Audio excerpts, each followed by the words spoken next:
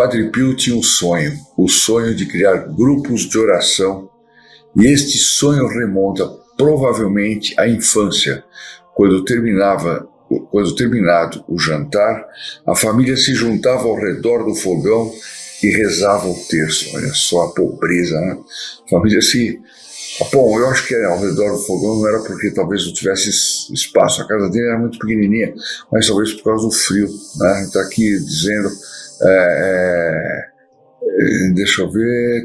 Não, aqui não está falando que época, mas provavelmente era isso, né? O sonho retomaria nos primeiros anos de San Giovanni Rotondo. Nas noites mais rigorosas de inverno, a pequena comunidade geralmente se agrupava em torno da lareira e ali viviam momentos de aprazível intercâmbio familiar. A necessidade que experimentava de incentivar os fiéis a uma vida de mais oração o levou a formar desde o início um grupinho de filhas espirituais. Aqui vocês estão vendo como é que nasceram os filhos espirituais do Padre Pio, né? Interessante isso.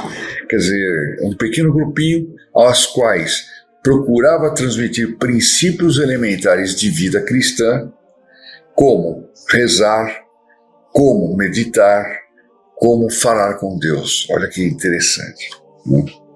Mas só 30 anos depois que conseguiria concretizar o velho sonho. Em 1938 morria o Papa Pio XI e o seu sucessor, Pio XII, a primeira coisa que fazia era exortar a oração com a força maior do cristão, como a força maior do cristão. No início, a palavra de ordem era endereçada aos padres. Pio XII mandava essa mensagem principalmente aos padres. Rezem, rezem, rezem sempre mais e com mais fervor. Isso é uma coisa, eu fico sempre muito tocado, é meio raro, infelizmente, mas quando eu chego numa igreja e vejo um padre ajoelhado diante do Santíssimo rezando, né? Ou vejo um padre de um lado para o outro da igreja com o seu terço na mão, rezando. Infelizmente isso é cada vez mais raro, né? Porque eu costumo dizer que às vezes, não sei se vocês já perceberam, que quando a gente está na igreja, o sacristão é uma pessoa que muitas vezes ele passa diante do altar, passa diante do Santíssimo, e ele nunca faz uma genuflexão, né? E a gente sente que é porque ele trabalha lá e tem aquela sensação de que ele já é meio sócio de Deus, ele já é meio sócio da igreja, etc, etc, etc. Então ele passa, anda, tira vela, põe vela, tal. Claro, está fazendo o trabalho dele, mas normalmente não faz essa reverência ao Santíssimo Sacramento quando passa diante dele, né? Mas, infelizmente, eu às vezes vejo os sacerdotes fazerem isso também, como se eles fossem sócios de Deus nesse sentido. Então, não preciso mais fazer tanta coisa assim, né? E, por outro lado, a gente vê sacerdotes exemplares que fazem isso de uma forma muito bonita. Esses são os que eu gosto de verdade. Bom, mas esse é um parênteses. Pio XII dizia para os padres, então, recomendação, rezem sempre mais e com mais fervor.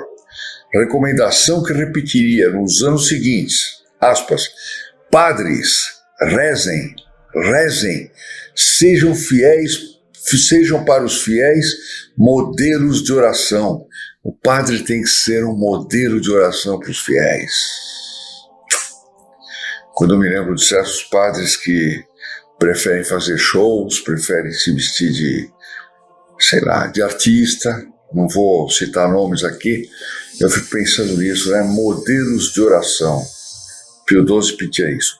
Num segundo tempo, estendia a recomendação também aos membros sofredores da igreja, às cândidas legiões de crianças, às famílias da cidade do campo, aos empresários católicos. Olha como Pio XII abrangia toda essa área.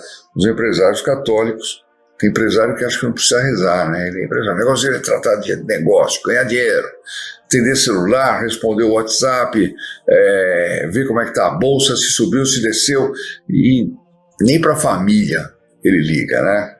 Bom, quanto mais para Deus. Empresários católicos e também aos jovens. Então Pio XII estimulava todos esses. A todos encarecia. Elevem as mãos e o coração a Deus. olha só, sem a oração, ninguém consegue observar por muito tempo os mandamentos e evitar o pecado grave. Sem orações não se consegue evitar o pecado grave. Você que é católico praticante, costuma frequentar a missa, costuma se confessar, costuma comungar, etc.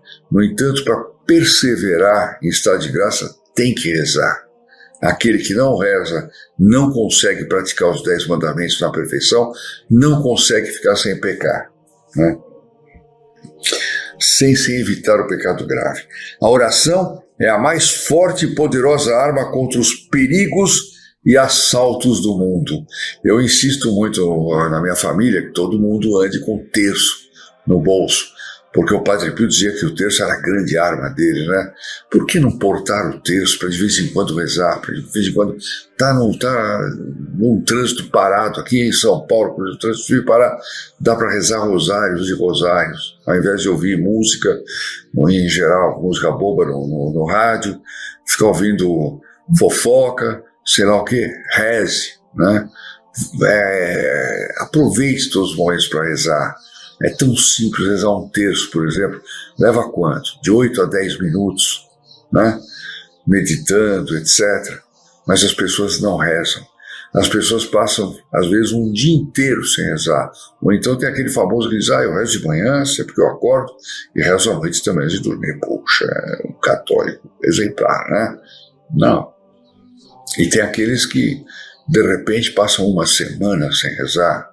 Vocês conhecem gente assim? Eu conheço, né? Ou então ele passa um mês, um ano, quando se dá conta, uma vida. E chega na hora de se encontrar com Deus, o que ele tem para oferecer? Nada. Nada. Bom. Em nome do Padre, do Filho e do Espírito Santo, così sia. Se lodato Jesus Maria e buona giornata.